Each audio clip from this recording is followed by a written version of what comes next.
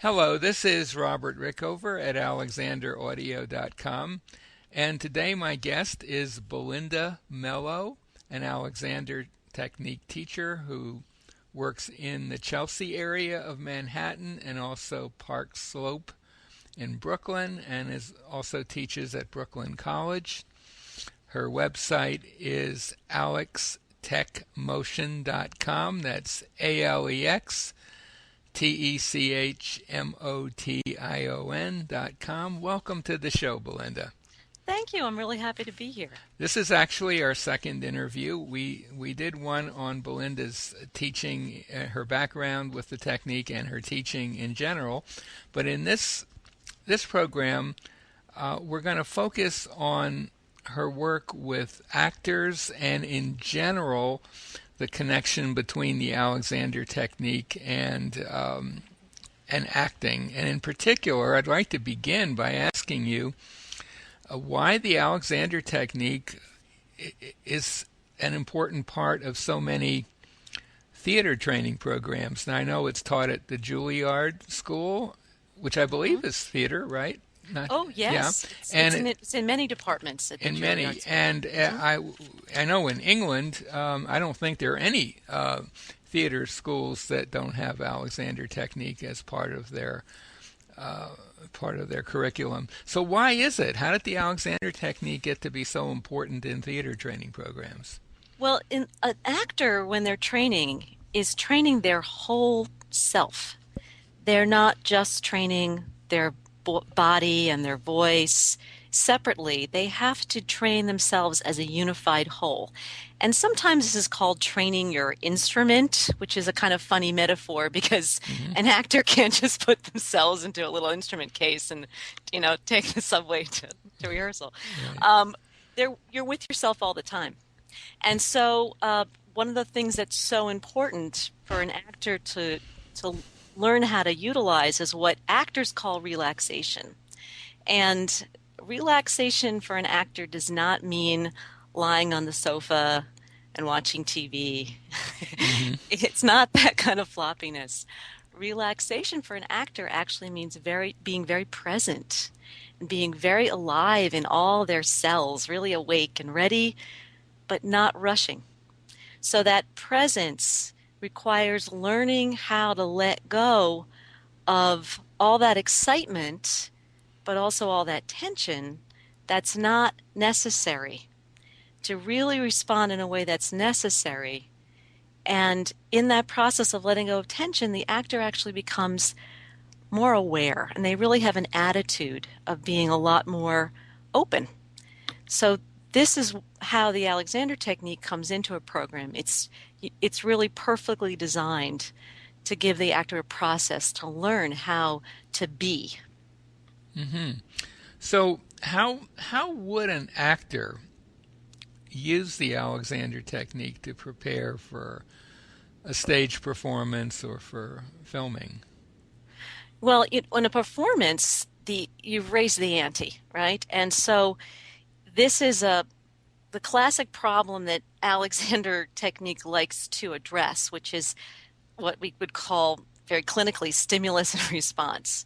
But very practically for the actor is, how am I going to breathe and move and embody a whole set of feelings that are in a situation where there's a lot of conflict? We don't really tend to have a theatrical event or even a film that's about somebody who's having a good day, We tend to be under a lot of pressure. And so the actor has to do this thing, which is really not easy. They have to face what you and I would normally want to avoid in our day. And so they need to learn how to not react in that I like to hide from it way with their bodies. Showing that with their bodies, they have to show in their embodiment of the moment a real willingness to go ahead and go for it. So habit becomes a big thing that Alexander technique addresses and helps an actor prepare not to bring habit onto the set and onto the stage. Mm. What would you like an example of what I'm Sure, talking about? absolutely. Hmm. There's a currently there's a performance of a Shakespeare play going on the stage in New York, and I'm going to purposely avoid naming it. But it's a beautiful production. But the one of the actors who's playing the romantic lead is able to embody the dark, troubled aspect of the character in the first half of the play. And we see it in his physicality. His shoulders round forward, his chest sort of sinks down. The problem is that this is also his way of being. So he's not breathing fully. And later in the play, when his character experiences love and joy, he's not able to really open his heart. And so not only got a bad review, but the play got a bad review for problems with pacing and problems with not elevating to another place, which is perhaps outside of this guy's idea of how he lives his life. But that's part of his job as an actor. And Alexander Technique would really help him to be able to embody this extended range. Hmm. And I can think of an example that I heard about many years ago, which was there's an old movie called The Hunchback of Notre Dame Mm, with, I think it's Charles Lawton who played the Hunchback, if I'm not mistaken. yeah. And now there's a role that required him to really contort himself during the performance. He even had to wear a special little outfit to do that. And he was a brilliant actor, and I think he did really well. But he also injured himself pretty badly in Yeah. doing that role. So it seems to me that I'm not an actor, so I'm speculating here, but I would think that part of being a good actor is being able to take on some fairly unpleasant postural sets, but to be able to do it in a way that isn't actually um, it's not going to, first of all, be habitual for you. You're not going to Right. suddenly become the Hunchback of Notre Dame, but Hmm. also in a way that you can do it without harming yourself. Yes, and it's a real important thing. An actor is an actor wants to embody the intentions, the feelings, the impulses of the character in that situation, not an idea of what that character needs to look like. So I worked recently with a young actress who played a role in which she had dystonia, which was causing her to have a hunch in one of her shoulders. And one of the things we did was use a costume piece to help her out. Hmm. But the other thing was for her to understand that she wasn't, um, when she was intending to bring a curvation into her body, because it had to do with what she was feeling and wanting to communicate versus the times in her life on stage where she was expressing the desire to move in a more open way. Because when we have something like that in our bodies for real, we aren't trying to have a limp or a hunch. We're we're intending to move just as you and I would be without the hunch Hmm. to express ourselves. Hmm. Does this make sense? Yeah, yeah. Yeah. So it's really a very exciting set of problems that the actor is addressing, which are really not that different than any other Alexander Technique student, just under, I would say, more intensity. More intensity, and that leads also to the whole issue of what I guess is sometimes referred to as stage fright or Yeah. self-consciousness. Would that be a word Yeah. that would be? And I know from working with singers a lot, solo singers, that's a big issue. It's very common for a singer to be able to have their best performances in the shower when no one's around, Yes. but when they're on stage, then that's a different issue.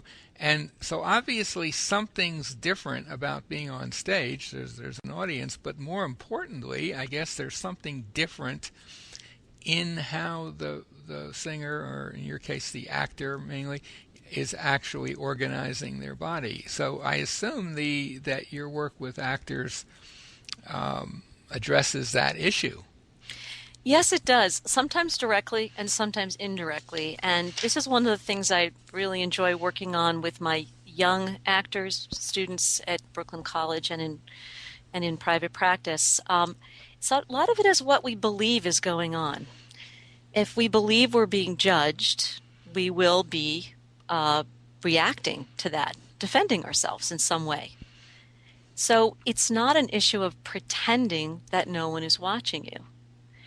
It's learning how to pay attention. And I call it being the witness. And as they learn to understand how to take in input from not only their selves, their sensations in their bodies, but also the space around them, they begin to welcome having attention on what's happening in the moment and begin to pay less attention to judging. Mm-hmm. How's it going? How's it going? What does this person think? Rather, I'm extending myself into space. I'm extending myself both up and down, and I'm right in the middle of that. And in the middle of that, I can tell a lot about up and down, for instance. Mm-hmm.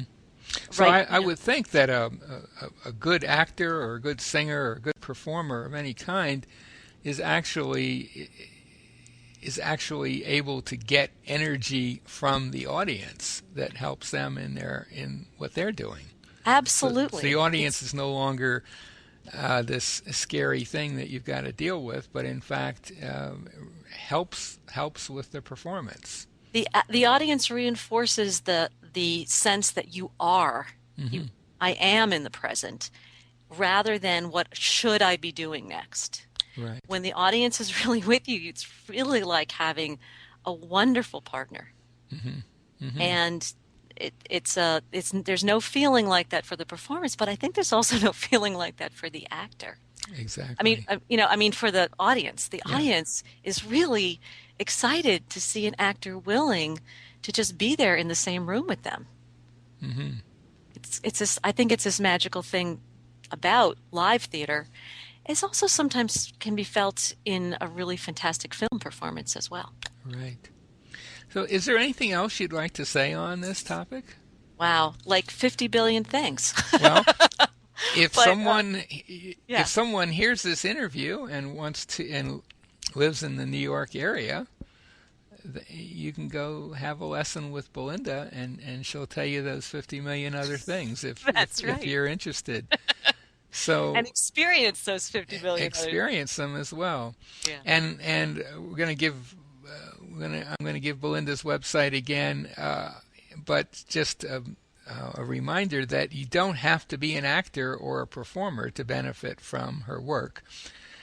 You could just be someone with, who knows, neck pain or shoulder pain or backache or whatever, and That's right. So.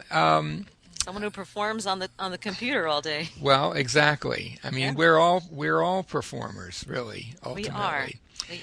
And her website is alextechmotion.com, alextechmotion.com. We'll put a link to it next to the interview. And Belinda teaches in Chelsea in Manhattan, and Park Slope in Brooklyn, and at Brooklyn College. Belinda, thank you so much for being on the show today. Thanks, Robert. It was fun.